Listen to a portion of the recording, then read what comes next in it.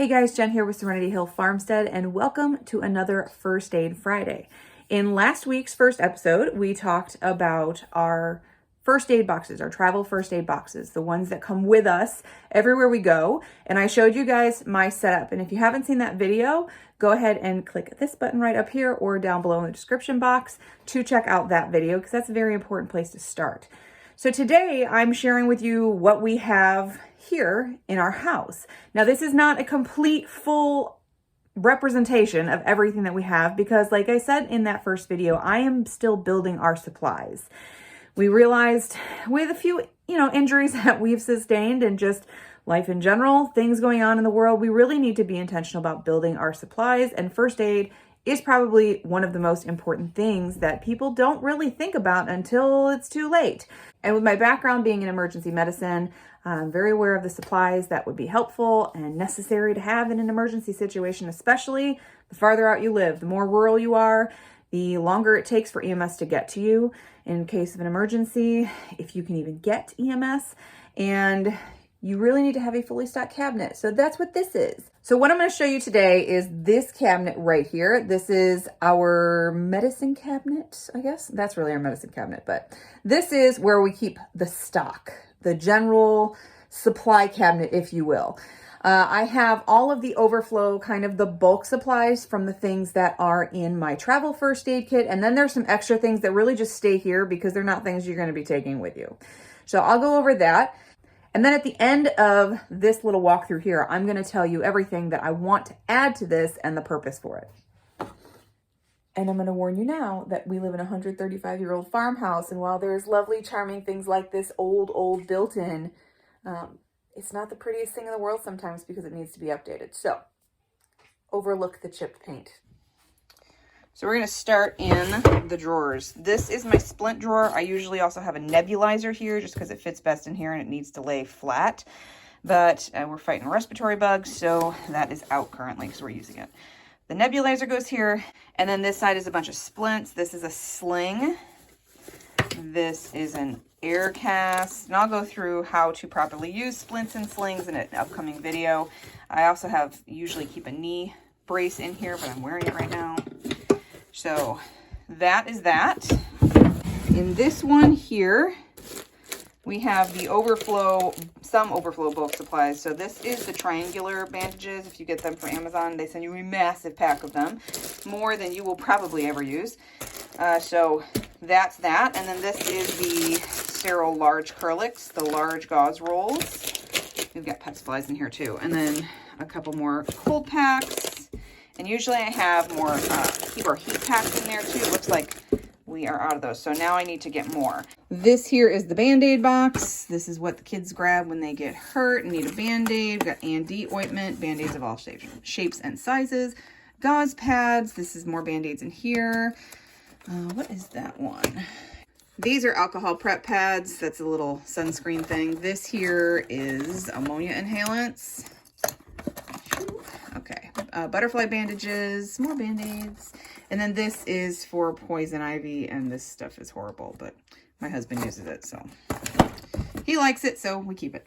I've got another portable this will go into our first aid kit, our travel first aid kit, when the other one runs out. I've got 2 big bottles of hydrogen peroxide back there. On the next shelf here, we've got vitamins, witch hazel. This is 70% alcohol right there. Lots of vitamins. And we've got our migraine relief. We've got some migraine sufferers in the house. Tylenol, ibuprofen back here, more vitamin C. This box right here is like overflow. This is a new bottle of ibuprofen, quercetin, a new bottle of B-complex when we run out of this one. So we just kind of stock up on things. I also like to keep this stocked, 81 milligram aspirin, also called baby aspirin, in case of a cardiac emergency. Here is another one, same thing, hanging on to extra bottles of vitamins and supplements. Hang on to those. This is my medication thing. I'm on a lot of meds, autoimmune stuff, so that's in there. And then this here is the kids box. I always recommend you keep a separate kids box, organized, quick to grab with directions on everything, and make sure everybody knows how to use it. So in here we've got different medications. We've got some of the natural things in here too. We've got kids specific Benadryl and allergy medication, and then some extra supplies that we're currently using.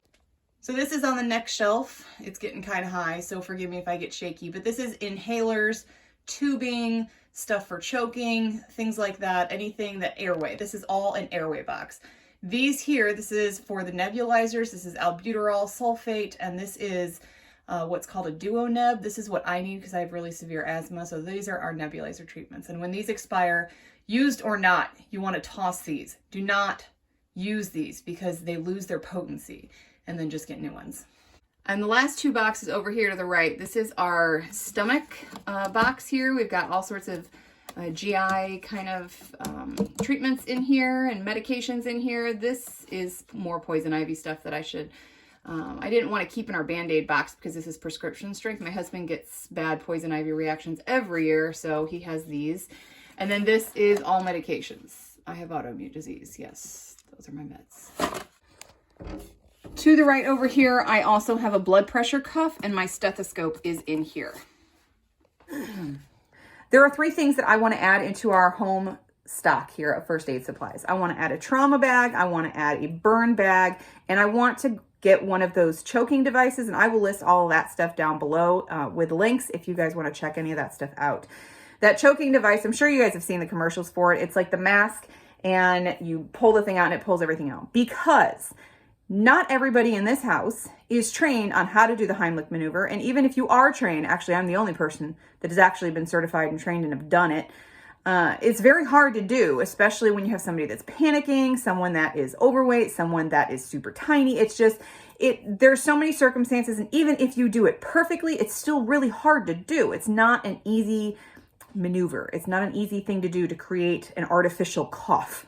It's really hard. So I really like the idea of that, especially for if I'm not here and something happens and my husband could just grab that and save a child, you know? So I want to have that here. I also want to make a burn box.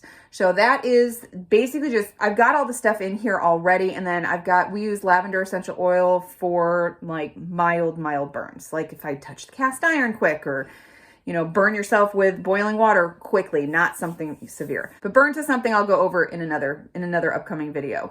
But I want to add some lavender oil in there. I want to add dry dressings. We want to add I'll go through all that stuff too, but I want to add a bunch of things in one box specifically for burns, label it so that if there's a burn, someone could just go in, grab that, and everything that we need in there to treat that burn is there. Same thing with trauma, same thing with the choking thing. That'll go in the airway box. Grab it, pull it, go. We want to make it quick.